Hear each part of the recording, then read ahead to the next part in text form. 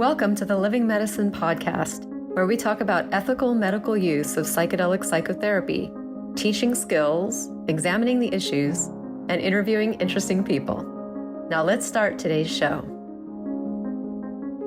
Great. Hello, everyone. Well, I am both a little bit nervous, deeply honored, and super excited to be able to be here with Dr. Rick Doblin. Just also, I'm from the Living Medicine Institute. I'm so nervous that I forgot my introduction. As I'm sure you all know, I am the co-founder and the CEO of Living Medicine Institute, which is a business where we provide content, resources, and training for clinical and medical professionals who are interested in either learning about psychedelic-assisted psychotherapy, getting training to move into psychedelic-assisted psychotherapy, or launch a career or stay current within that field. And for me, this particular moment is really exciting because I have been following Rick for many, many years, including way back to Burning Man back in the day, but really been tracking this research since the early 90s. I know that you started in the 80s, but have really actually been following it pretty closely since that time. And as I've said before in other interviews, I'm very mission driven. Like I'm one of those people who like in like 1994 was like, I will do this work. I will stand with you in this work kind of thing. I even remember when I made that pronouncement. So it's really an honor. And as I'm sure everybody knows, but Rick is the founder and president of MAPS, Multidisciplinary Association for Psychedelic Studies. And for those of you who may be less familiar, that is the organization that has just created the bus, got everybody on the bus, and then like drove the bus through all the obstacles and continues to do so in order to push forward the agenda, not just on MDMA, but on psychedelic medicine in general. And so, yeah, and I'll say we're driving the bus to Denver. Yes. June 16th to the 20th. Awesome. And this is going to be one of the largest conferences on psychedelics ever in the world. We've got the convention center. We had 1,500 requests to speak for around 400 spots. That's amazing. Go to psychedelicscience.org. Right. Learn about right. Well, and we are going to have a booth there. So, if anybody can find us in the exhibit hall, so we'll be there. So it's psychedelicscience.org, and we should all be there. So I'm glad that you put that right there. If you want to stay cutting edge in this field, then that's the place to be. So, and I know you as somebody, as I said, who's just really changed my life. I've had the honor of having some other people on here who've really changed my life, but were it not for you, well, that sounds stupid. Were it not for you, I wouldn't be sitting here, obviously, but I wouldn't be in this. I wouldn't have the opportunity to do this work. So I'm really grateful. So thank you for that. That's the best reward for me, is to see other people taking it up and doing their part as well. Yeah. Well, and it's this movement, right? It's not just like, should we or shouldn't we make psychedelics, legal for therapeutic use, which is ultimately what we're going to move into talking about. But it's really, it is a revolution in the way that we see mental health and how we see change. So, yeah. Well, so I'm curious, as I'm sure everybody is, what's your current focus? Right. There's been a lot of changes, right? In August, we all thought that MDMA was going to be approved. It wasn't. There's been a bunch of different changes with MAPS and Lykos and all kinds of stuff still going on with the FDA and this conference coming up. And, where are you at these days? What is Rick Doblin up to, and what's the focus currently? Well, we brought in some new investors to Lykos. So part of this is trying to reconfigure what Lykos will do and what their priorities will be, and try to go about obtaining FDA approval. Okay. So that's a big part, but mostly I'm just sort of on the sidelines for that with the new investors and the new management, but trying to make sure that public benefit and MAPS interests are still important priorities. Got big meetings with lawyers tomorrow. But what I'm assuming, and I think it's correct, is that MDMA will eventually be made into a medicine approved by the FDA. Yeah. Whether that's sooner or later, we can't really say. So what I'm doing with most of my time is looking around the world in terms of sort of global humanitarian projects. So I would sort of say that what we want to do is go to where the suffering is, but where there's not a lot of money, high trauma, low resource areas. Yeah. Whereas the pharma company with investors will probably go to high trauma, high resource areas. So what's happening in just a few weeks is I'm heading off to Ukraine. So Oh. we are training Ukrainian therapists. Uh-huh. And Ukraine has been stuck for years now with terrible laws from Russia left over, being a very repressive conservative society, that you cannot do research with Schedule One drugs.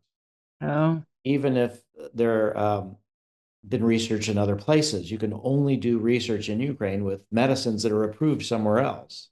Yeah. Oh, interesting. So it's been really a big struggle, but the Ukrainian government is now willing to change that.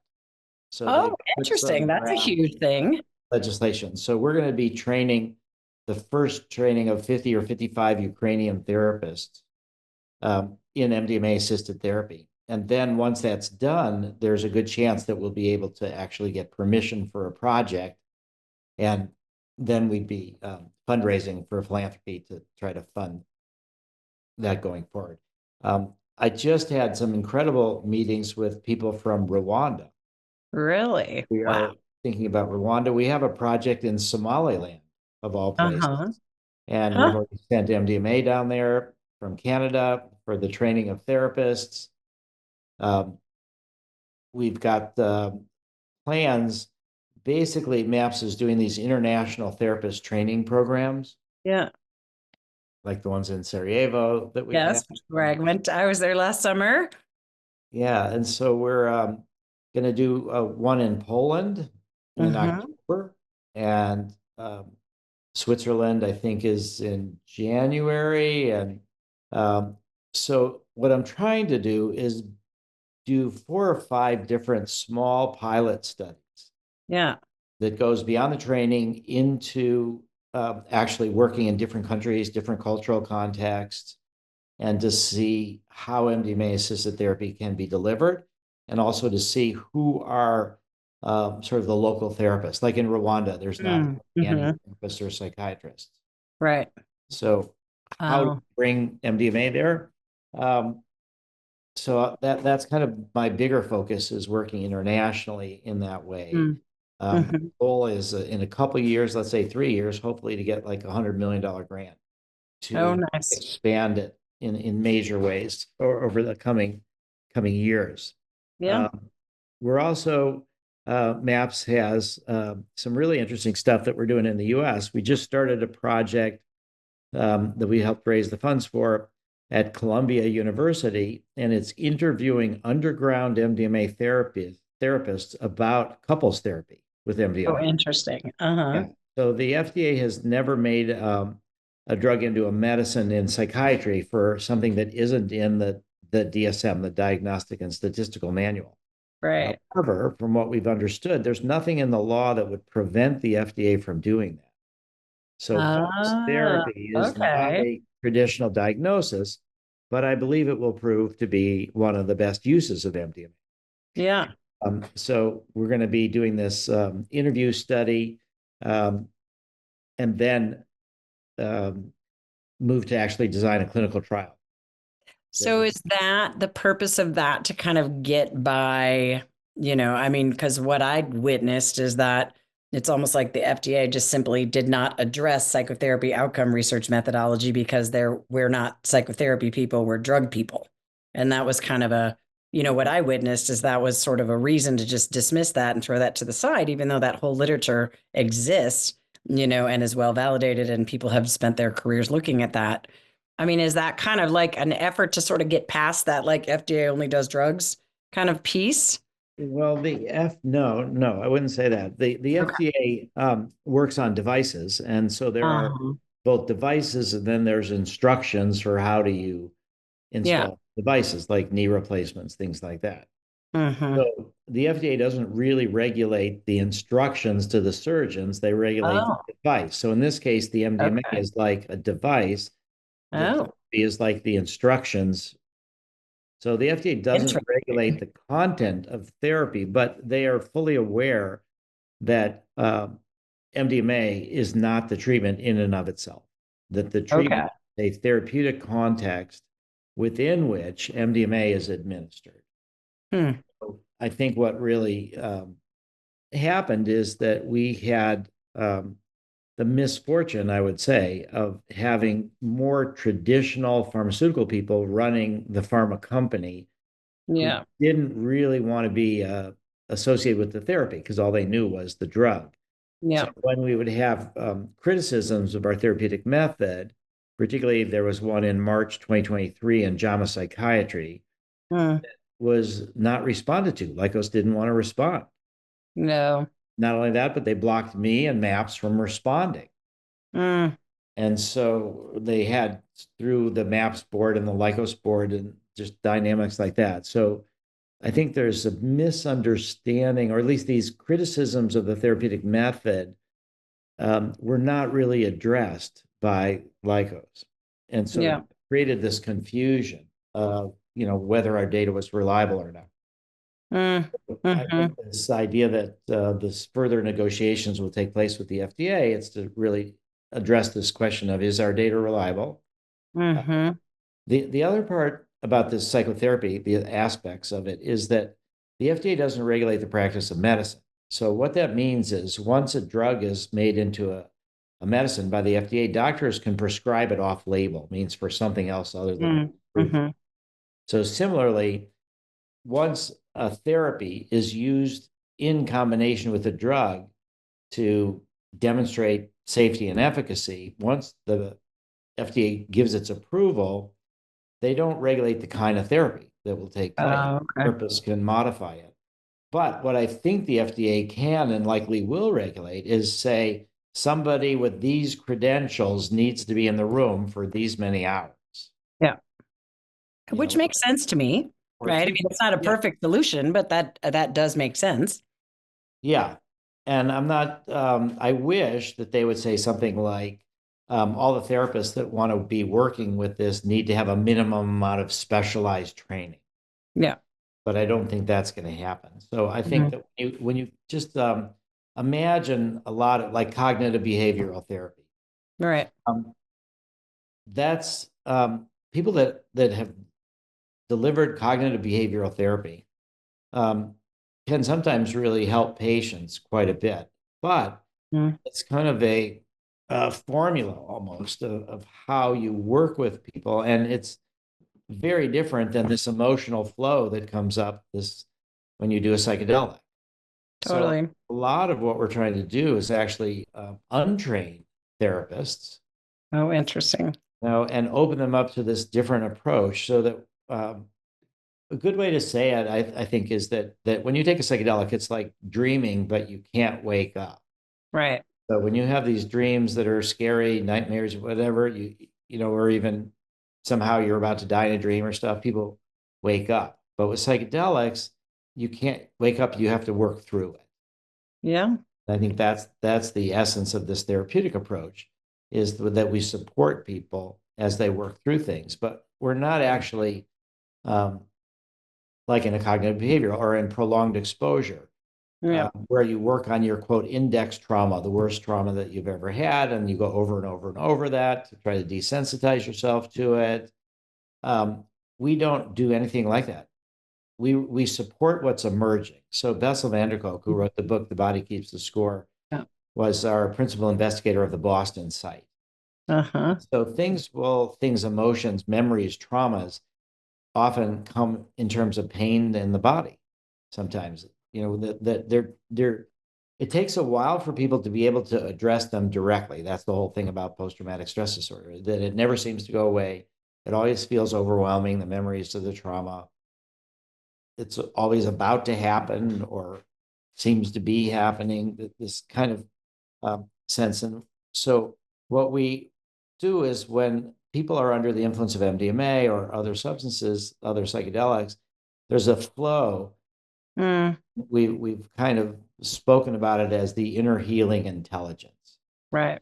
So the concept is really, we all know that happens with our body, that it Mhm. sort of tries to restore order, and you get a cut, it heals. So that's this theory behind this idea that when you take a psychedelic and stuff comes, we're not the guide. We don't use the word guide. We support Mhm. what's emerging, whether it comes in a pain in the body or it comes in a memory or it comes in just a pure emotion without link to a story. whatever that happens to be, we encourage its expression. Dan Grof has this really great expression or saying that the full experience of an emotion is the funeral pyre of that emotion. I love that. Yeah, that once you can fully grieve, then things move on, or you can fully feel stuck and you accept that, then that becomes a part rather than the whole. Well, and I see that, I know ketamine is not the same, but it is a legal psychedelic, and I do trauma work with it, and I do it a lot. Like I do multiple sessions a week, and for somebody to kind of run the full arc of that experience while also having that capacity to be both in it and then to witness it, and then to have that happen in the construct, in the container of an attuned relationship with somebody who is just with you is fundamentally different, than going in and like reliving and retalking and reliving and retalking and like driving towards that index trauma. I mean, I live that too. Like there can be a time and a place for that if it naturally emerges, but do we really need to make people go there? And is there benefit in doing so? And I can see why critics who are unfamiliar with that type of approach would just kind of leverage that as like, they're not doing anything, they're not doing anything, they're not doing anything. Yeah, well, of the 8-hour MDMA session, around, and it's different for everybody, but people have eye shades on, they are listening to music in headphones. Around half the time, people are focused inner, and the therapists are like meditating quietly but paying attention to the person. They're there. It's not that they're doing nothing. They're actually really creating this safe, supportive context and encouraging people to explore whatever is happening. The other, more or less half the time, in no particular order, they're talking with the therapist. Right. So there is this tendency of therapists to think unless they're doing something, they're doing nothing. Right. And so one of the things that Michael Mithofer has taught is called wait. And what that means is, why am I talking? Why am I talking? Totally. So, and this also relates to one of the other more, on the one hand, obvious, but the other controversial aspects of the training of therapists is for them to try the drug that they're giving to their patients. Right. And we've had 2 FDA-approved protocols for that, and the people that have been through that have really learned an enormous amount from that. That's what they say. Yeah. So this idea, though, that that should always be optional, never be required. But once you've done that, you know how much is going on when people are not saying anything. Right. Well, and it's so important.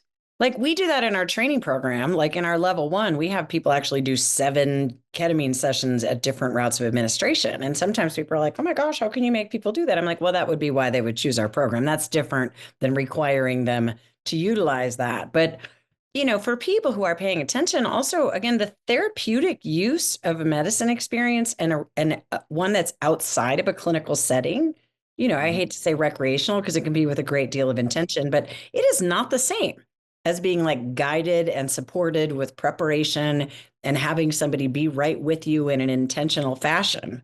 Like I believe people do need to experience that in order to really understand the power of the medicine, the arc, the experience, the attunement, the felt sense of being with another. Yeah, I think that the only challenge why it makes it controversial is that when you learn prolonged exposure or you learn cognitive behavioral therapy, you practice it. Right. But with MDMA, because it's a controlled substance, that can only happen legally inside a protocol. Right. And then we have to justify getting the protocol approved and all of that. And then it's expensive. But otherwise, it's not controversial. I mean, Freud had it where if you wanted to be an analyst, you had to go through your own analysis. Totally. I've never heard of an ayahuasca shaman that's never done ayahuasca. Right.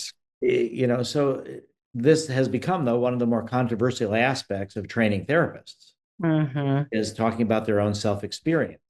Right. Well, and also a block. Like, it's like, okay, if we're going to, entertain the possibility that coming right out and saying that's important, then how do they get that when we have this legal block? And then does that become the gatekeeper? And how to work with that? Yeah, I think the other thing to say is that everything is like the bell curves. There are some, if you look at the bell curve of therapists that have never done MDMA, the bell curve of the therapists that have done MDMA, they overlap. Yeah. And so there can be some therapists who've never done MDMA that are better than some therapists who have done MDMA. Right. But each therapist would be more effective themselves if they'd had that experience.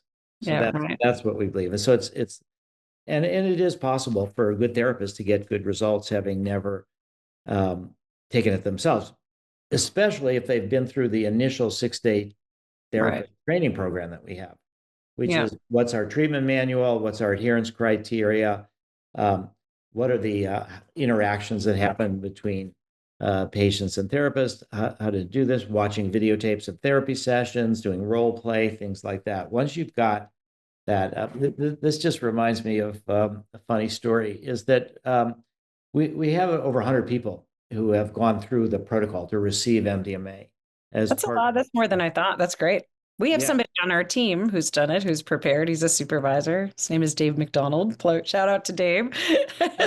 We've had over 100, and we've had something happen only 2 times. And both of these times were psychiatrists who'd never done MDMA before. And the protocol was 4 days long. The first day, you either get MDMA or a placebo. The second is the day of integration. The third day is what's called the crossover. Whatever you didn't get the first day, you get the third day. And then the fourth day is the day of integration. Nice. And this usually takes place after people have been through the 6-day training. Yeah. So what we had was this one, this happened with Michael and Annie, one of our lead therapists, training couples, and also Bruce and Marcella. So one of these happened to each one of them, our most experienced therapists and trainers. But what happened was that these were psychiatrists that had never done MDMA, and they were really eager to get it. And they both felt really, really lucky that they got it on their first high, that the day was this MDMA. And they go through these 8-hour sessions. They have pupil dilation. They have various different things that are associated, the physiological aspects of it. They work on difficult traumas that they've had from childhood and others. And they're convinced that it's MDMA. The therapists are convinced. Oh, interesting. You can see where it's going. The second day is a day of integration, and they make further progress. And now they're waiting for the third day, where it's going to be a placebo and it's going to be an easy day. And one of them, when he actually realized after about an hour of taking the pill that it wasn't the placebo, it was the MDMA. He couldn't talk for hours. Yeah. He couldn't, he was stunned. Yeah. And then he would go like this, pointing at the books on the bookshelf, and then pointing at this, like it's in here. It's the feeling. It's not this intellectual knowledge. But this has rarely happened, but it has happened that our most trained therapists are fooled into thinking that somebody got MDMA when they only got the placebo. Well, that doesn't surprise me at all, because when I sat there, I mean, I've been doing psychotherapy for years, and I was also trained as a researcher, and it was psychotherapy outcome research specifically, like how you evaluate. I did adventure therapy work before this, which doesn't sound similar, but is, because it's an experiential process in an emerging field with a perception of risk, and it's multidisciplinary. So, and it draws from multiple theoretic perspectives. So Bruce and Marcel were my trainers, amazing. And I saw the body keeps a score. I mean, I saw Bessel van der Kolk's whole career like unfold in front of me. Like, you can do somatics. You have to do somatics. You have to bring the body in. Doesn't matter if you actually get to the trauma. It's all about the relationship. It's about feeling safe in your body, feeling safe in the environment, feeling safe with the therapist. And then I saw this whole overlay of Hakomi and psychodynamic psychotherapy with relational emphasis. Like, I saw it. And so when people say like, oh, well, it doesn't follow evidence-based practice, and just like as if that in and of itself means therefore you should just throw it out, I'm just like, hold on. This is the most well thought out model I've ever witnessed for trauma.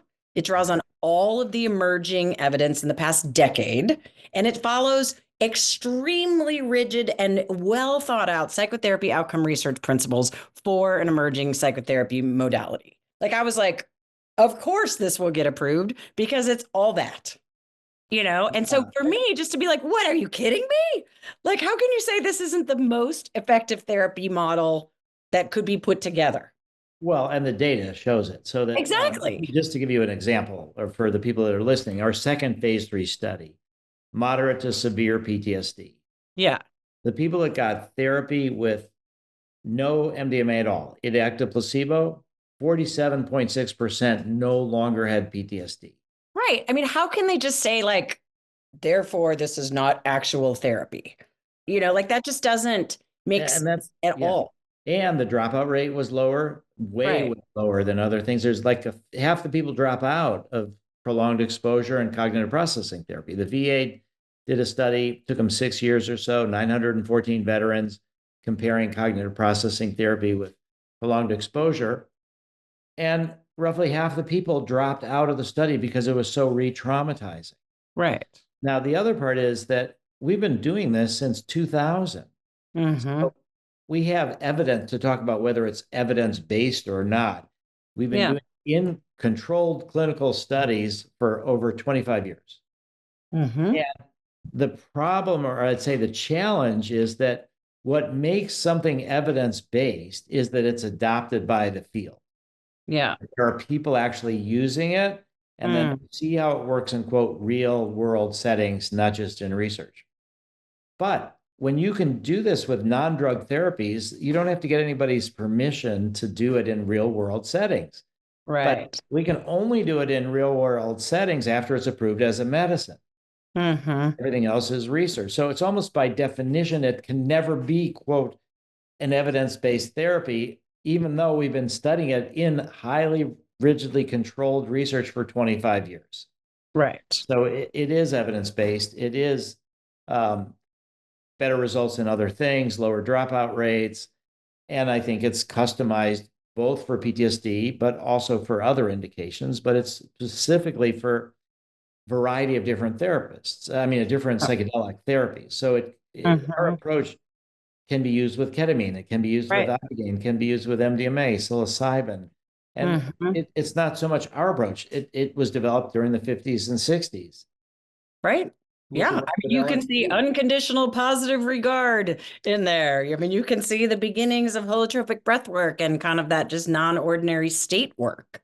I mean, you can see elements, like, I know this has been kind of an also interest area of you, and, kind of, you can see kind of the religious experience, the spiritual experience emerge.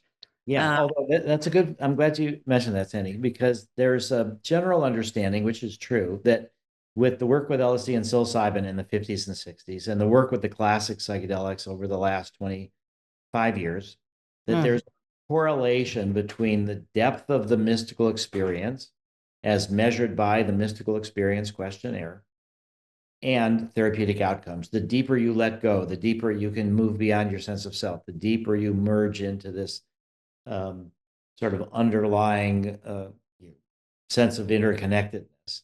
Right. Where you'll get over addiction or depression or trauma or any number of different things.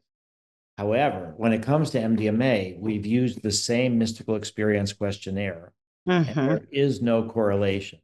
Oh, interesting. The fundamental difference between the work with MDMA and the work with classic psychedelics is that we do not see this correlation. So that also means that our therapeutic method to support whatever emerges makes the most sense, because we don't see that we want to move this towards a spiritual experience or any kind of things like that. It's just wherever anybody wants to go. There are benefits from having the sense of interconnectedness. Yeah. For me, well, and that's so interesting, because, like, for people who are, maybe less familiar with methodology, right? Like, that's how a model gets developed or a theory gets developed. You look at something that's correlated, with outcome, and then you see, if you insert it into the model, if it changes the outcome. So what I'm hearing you say is there's no correlation. So therefore, if it emerges, we'll be with it, but we're not going to move it in that direction nor make any assumptions. I mean, is that accurate? Yeah, totally. That's exactly it. That's exactly it. And it fits within, we support whatever's emerging. And we have a preference. I mean, when you work with LSD or psilocybin, there is this inherent kind of dissolution of the sense of self. And resistance or fear or openness to it. And so the more that you open to this flow, the better able you are to heal. Yeah. but that's not the case with MDMA. So it's fundamentally different. And some of the criticisms has been, oh, you've got a mystical experience that doesn't make sense that people have to have, or your inner healing intelligence is this non-scientific phrase concept. And it's more like, I would say this inner healing intelligence, it's more like the serotonin theory of depression. It's a mechanism of action, but it's not something you have to believe in. It's not anything that, it's just the therapists support what's emerging. It's sort of the whole point of it, in a way, is to develop a sense of safety and trust for difficult things that are emerging. Yeah. That there's an order to it, that there's a wisdom to the psyche bringing this to your attention. And, what we say is that difficult is not the same as bad. And the difference is resistance. If it's something difficult, you can work through it. It can be the most valuable therapeutically. But it turns bad is when you resist it and you're just, holding it off. Well, and it's interesting because we actually, my business partner, Signe, she did a kind of a briefer interview with Michael as a follow-up just about exactly this inner healing intelligence and what it does and does not mean. Because, what Michael says and what I witness is it doesn't mean you don't do anything. Right. What it does mean is that you use multiple types of interventions that have a reason and a theory and a training and an understanding behind them to work in whatever way the client is showing up, keeping in mind it's an 8-hour session, and you're helping remove and work through these defensive blocks so that the inner healing intelligence can emerge. It's not like you just sit there and hang with it, right? Yeah. And Sandy, I think something else that's really important is just this idea that it's 8 hours. That, when you think about therapy, most people think, oh, it's once a week, 1 hour, once a week. Yeah. But you get to the therapist's office, it takes you a few minutes to sort of settle in. Then you can start doing this deeper discussions. But then after not too long, you have to start really, wrapping it up and be ready to go out into the world and drive and do all these different things if you've drove or take public transportation or however you got there. And while you're there, because it's a limited time, you kind of want to get straight to the particular issue that's at the forefront of what's going on. When you have an 8-hour session, it's the luxury of time. Totally. And also, you don't have to go directly to the trauma. That's one of the reasons why I think this 8-hour session produces a lot lower dropouts. Yeah. Because there's no sense that you must get to this right away, even if you're not ready. That's your problem. You can get to happy experiences. You can go wherever you go, and it can alternate between happy and difficult or positive to build strength. And then with MDMA, there's this sort of, what I would say, if you had to boil down, what does MDMA do? My main word would be self-acceptance. Oh, interesting. Or self-compassion, or this sense of self-love, that you settle into the moment. That's the other part of it, is that you're not thinking so much about what you need to do next or what you did before, or you settle into this moment, you're open-hearted, you're able to have your fear response to traumas reduced by the chemical agent, by the way that the MDMA works. And then you can look in a more full way, or feel, experience in ways that when the trauma was happening, you kind of focused on survival or other things. Totally. Yeah. I have an emerging theory. Can I ask you what your thoughts on? So I have kind of a hypothesis that I'm working with that really kind of, again, like Bessel van der Kolk was another one of my most influential people, both in interactions and in teachings, and I've tracked it pretty closely. And, so the inability to feel safe with self-world or others, right? And then I've been kind of tracking Rick Hanson's work, Buddha's brain, and the neuroscience of resilience. And kind of based on that and a bunch of other things, what you just said, the emergence of self-compassion and the ability to feel ease, what I think would be interesting with psychedelics, and what is not enough voice put to, even though you just did it, but it could belong in the model, is the ability to notice, tolerate, and sit with well-being.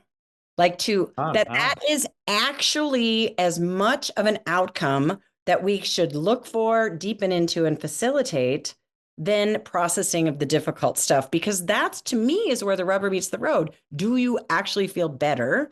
And can you stay in the softness and ease and stay in a place where the hypervigilance is decreased enough to appreciate the fact that spring is really pretty out my window right now?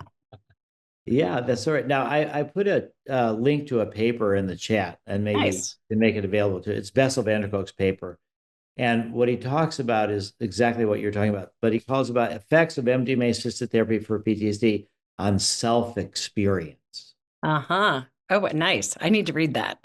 Yeah. Oh, yeah. No, it's a really, really important study because Great. it looks at people that have had difficult attachment styles, from childhood wounds, childhood traumas. It looks at the alexithymia, different ways of where people can no longer experience emotions. They're not sure what they're feeling. Self-compassion scale. Yeah. It's about those elements that he thinks are really the sort of transformative elements to help people get over PTSD. And I think part of it is this self-compassion that you can just accept yourself as you are, you relax into it, and you don't have to be constantly self-critical in these certain ways, the self-love, the sense of you're all whole and heal. And it's in part this oxytocin release that MDMA produces, certain kind of hormones. But the main thing is just you settle into yourself and you accept yourself as more of a complex being. Right. And what's even more astonishing to me a lot is that people develop compassion for the perpetrators. Not that it's forgiving or saying it didn't matter, but they can often see the perpetrators as people that are hurting themselves. Right. That's really important. Right. Like I can see how my parents, I'm being stereotypical, but I see how my parents were, not mine. I mean, well, yeah, whatever. I'm sorry, mom and dad, but I see how these people came from a multi-generational lineage of trauma, and they were, doing the best they could in any given moment, but they were impacted by theirs as well. So therefore, right, we're all just in this world doing the best that we can. Now that actually raises just another point that that I want to mention, which is this idea of working with adolescents and younger kids traumatized. Yeah. So, the idea there for me is this, we want to help people closer to the trauma. And a big part of the rhetoric of the drug war, which people listening may have heard of, is, oh, kids' brains are still developing. They're developing into the 26, and therefore we have to protect their brains from any kind of outside influence while they're still developing. And that's why they should never smoke marijuana and all this kind of thing. However, of course, we think nothing of that when it comes to ADHD drugs. Sure, here, have some Ritalin, have some Adderall, it'll be fine. But this idea, though, that if you've been traumatized when you're young, your brain is developing in a warped manner. Right. What we see is you have a hyperactive amygdala. You respond to fear more rapidly. You have reduction of activity in the prefrontal cortex. These are neuroscience observations from people with PTSD. You have lower activity in the amygdala, which reduces fears, but lower connectivity with the hippocampus, where memories are put into long-term storage. So the memories never fully get processed. And it does the opposite of that. It increases activity in the amygdala and the connection. I mean, increases activity in the hippocampus and the connection with the amygdala, increases activity in the prefrontal cortex, decreases activity in the amygdala. So that this idea that young people who are traumatized, they should be treated as soon as possible. And one of the things that makes me think it will work is this octopus study that was done by. Tell me. You know of the study? Or? No, I know nothing about the octopus study. Oh, this is fantastic. Okay, so Doblin is the researcher. She was at Hopkins now. Oh, I know about the mice. I just don't know about the octopus. I've been following her work. She's amazing. Yeah, so we supplied the MDMA for this octopus study. So people have seen octopus teach, my octopus teacher. They're very smart animals, but they're also very solitary. And they will kill other octopuses. They don't want to be with other octopuses until the end of their life when it's mating season. Right. So 600 million years ago, more or less, humans and octopuses More or less. went different directions, the cursors, but octopuses still process serotonin.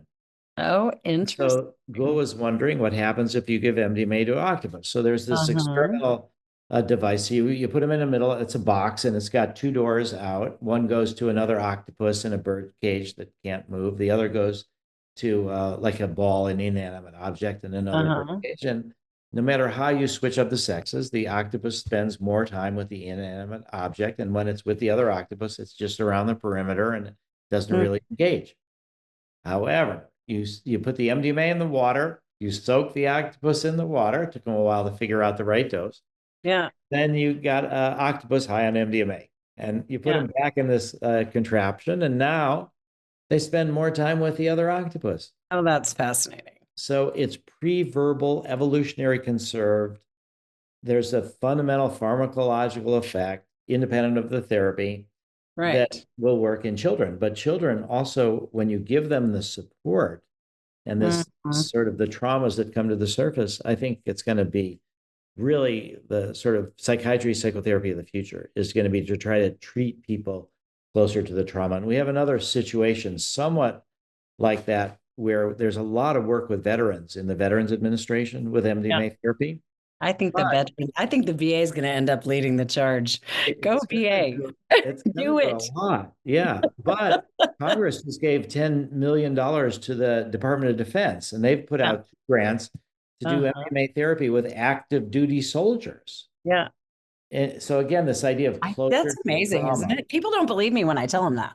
Yeah. Well, it's really, really true. Right. And it's really good. And I think this possibility, if we really can fully integrate psychedelics, I think the benefits are going to be enormous, particularly for younger people who are traumatized, so that you don't have to live in this kind of fearful, extra fearful, distorted way. Yeah. And just keep getting worse. Well, I think people don't realize, if you don't do trauma work from this perspective or understand it, that really the essence of PTSD or developmental trauma or complex PTSD is not feeling safe in relationship with self, world, or others. So you will see information that confirms your fears that you're going to be hurt, rejected, kicked out of the tribe, kicked out of the family. And, and then you begin to act as such. And then we create that which we're the most fearful of, right? So the fear leads to distorted perception, which leads to distorted behavioral patterns, which then confirm belief. And what you just said too about being kicked out of the tribe, there was Adam Kinzinger was a Republican on the House committee looking at the insurrection. And what he said is that, and this really stuck with me, he said that he's realized that there's something people fear more than death. Is being kicked out of your tribe. Totally right, because humans can't survive alone, so it ties into the survival mode, and isolation is the worst punishment of all. Right. That's where people can end up believing the big lie and things like that, because they don't want to leave the tribe, even though it doesn't make logical sense. Well, and that's where we get back to the psychotherapy model. Because what I feel like I witnessed kind of in the training and watching the videos, and I know it's not the same, but there are similarities. Like I do series of ketamine sessions, like 2 in a week. So I do 3 in 6 weeks and then titrate, and it's all a trauma model. And I'm not here to sell that, but I'm really doing very similar things as the MAPS training. And what I witnessed in good, effective trauma treatment is how quickly can we get, how can we escalate and amplify the ability to feel connected and feel safe in that connection? And so people who are like, oh, this isn't an evidence-based clinical model. I'm like, I know, but this is what we're doing. And this data supports it. And it just might not be clear to you, but if you know what you're seeing, sorry, I could go on about that, but Yeah. Yeah. I think that there's going to be, a real change over the next 5-10 years. I think MDMA, psilocybin, 5-MeO DMT, other psychedelics are going to be approved, and therapists will then be cross-trained in the different modalities and then able to customize treatments for each individual patient. So that's the the vision for the future. And then that's also what we want to take around the world as much as possible. I mean, it is so needed. And I love, just to loop back, just in case I don't want to lose that point about the adolescents, because I have heard that as well. People are like, gasp, give drugs to kids. And it's like, no, because I work daily with people who are traumatized as children and adolescents and trying to unravel the effect in the nervous system. And if we can get in there and do that before all the defenses build up around it, right, before they get more rigidly entrenched, then that's amazing. Yeah, I mean, one of the visions that we'll explore in the future, moving more and more into group therapy, is when we work with refugees or migrants or people victims of war, that you have families that are all traumatized together. Yeah. And so I think that we'll try to explore treating families together as well, parents and children all at the same time. And they can create this safe family space together. Feel together, I think, more likely. How does somebody like me who's cheering you on, cheering the field on, trying to contribute in the ways that I can, like, how can we help get to a world in which families can be treated, to a world in which we can effectively utilize these powerful tools? Like, what needs to happen in the short term? Well, first off, there's this saying that politics is downstream of culture. Yeah. Also, science is downstream of culture. The culture was scared of psychedelics during the 60s, and then we had decades and decades of complete suppression of psychedelic research. Yeah. So I think what people can do is to speak out and tell your stories. So, look at gay rights and gay marriage. What really helped that was people coming out. So we need psychedelic coming out. We need more and more people telling their psychedelic stories, particularly to people that might be scared of it or that might, might not be sympathetic.